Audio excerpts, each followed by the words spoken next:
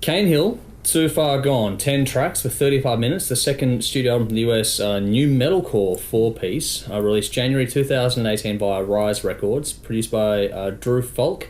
4 promo tracks have been released, Too Far Gone, Lord of Flies, 10C, and It Follows. The album peaked number 15 on the US Hard Rock Albums chart and was brought to our attention by in-house member Tim, who does Straight Outta Frankston on THRS Radio. So, go for it. I wasn't aware of this band at all. I'd never heard of them. No, yeah. Look, it's definitely a new metal sound, but don't let that put you off. It's not. It's not sort of more to it. Yeah, it's not a Korn rehash or anything like that. It's a pretty cool. It is a very modern sounding album. There's a lot of production tricks going on, which can shit me sometimes, but this was pretty tastefully done. They managed to keep the angsty and angry thing in there whilst keeping it all sort of polished and sparkly. Sparkly is probably the wrong word, but because the guitars are tuned down to the shit house, they're down to about Z. Let's go with that. It's an old saying, every house tuned down to Z. Really clever guitar work on this, and particularly in the solos, some really creative sounds. If you like, sort of the Rage Against the Machine kind of solos, where they're sort of exploring. Yeah, not traditional solos. No, but they're exploring the sounds they can actually get out of their instruments. So I thought it was pretty cool.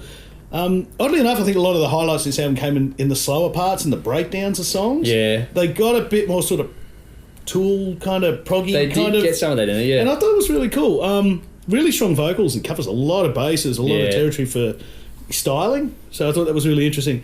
I enjoyed it a lot. There are some that I find... So it's a bit derivative in new metal, but I enjoyed it a lot, and I'll probably have to go back to it again, but I gave it 7.5 out of 10. The highlights were Why, Scumbag, and The End. Okay. Well, this for me was a really interesting release. It's not normally something I would explore, but once you get into it, it's actually really damn good. This is along the same lines as like Parkway Drive and that. It's a bit outside of the box. It's not what you expect. There's some real menace and darkness about this one. There's a hell of a lot of energy in it as well. And I can hear lots of things in this multipod. Almost anything you can name out of the new metal era and what came after with the American muscle metal kind of stuff has been stuck into a blender and mixed really damn well. By the way, met our new co-host, Dusty. Caesar's asleep on the couch over there while Fred and I are asleep inside. There are blistering riffs on the detuned guitars, pounding drums with some really interesting time changes, aggressive vocals and a nice rumbling bass underneath it all. But there's quite a bit of melody on this and a lot of groove as well. The production is good for the style. If you really want to play this loud when you put it on, it's not one of those ones you put on quietly in the headphones. It's just one you want to just make your whole house fucking shake to. For how messy or dirty this is supposed to be, it's been captured and mixed really well. I love the panning on it, especially with little things like the hi-hat coming out of one side only. The kick drum on the other. There's some cool stuff in there for the guitars as well.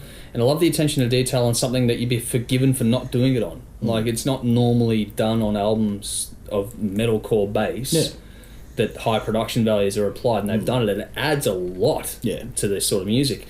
It really has something that keeps you coming back to hear new things every time you listen to it. Great layering and ear candy as well. You do pick up on new things with each listen, and no two listens will be exactly alike, which is really cool for an album like this. Nice different sounds being used, some tasty soundscape moments, which is what you were referencing before they add to this. And the balance is good in the tones. The way things get pushed forward or back to suit what the song needs is really good, and I love the attention to detail. It's just been really well thought out. The songs, though, they are damn good. They have written some fantastic stuff here. Really good use of space, and the diversity is fucking great. Great track order as well. No two songs are alike, but they all fit together. But there's some surprising hooks as well. These will get stuck in your head and stay with you. For as heavy as this is, there's some real beauty in it. If you want classic or traditional metal or rock, this isn't it. But they've taken what new metal was, gone beyond it, and really evolved into something fresh. Yeah, don't think new metal you'll get... No, don't think new metal and don't think metalcore. It's beyond... Those are the bases, like the it's that sound. Yeah. But not that those music. Songs. Yeah, it's an interesting thing. It's a cool little thing, bit different. And this would be a lot of fun live, I reckon. The musicianship and ability is all there. It's cohesive. It's got the intensity that makes me going to watch it live. No blistering solos to speak of, but what they've done is found a way to give each song a cool crescendo, which is what they were doing with the accents you were talking about. It's well written. I love the lyrics. Very intelligent. They tell great stories as well. And I want to go back and check out their previous work now. Tim has found a gem as far as I'm concerned. He's found something really cool. Riffs, rhythm, melody, and aggression all display with some serious talent and songwriting ability. For me, this is a grower in a big way. once it gets into you won't want to stop listening to it. Short, sharp shot that leaves you wanting more, very well done.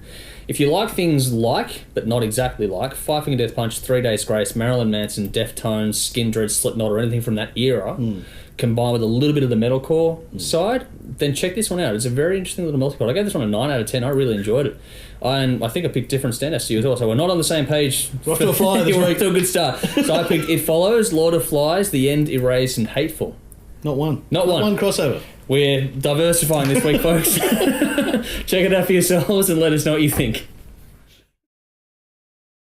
Speak.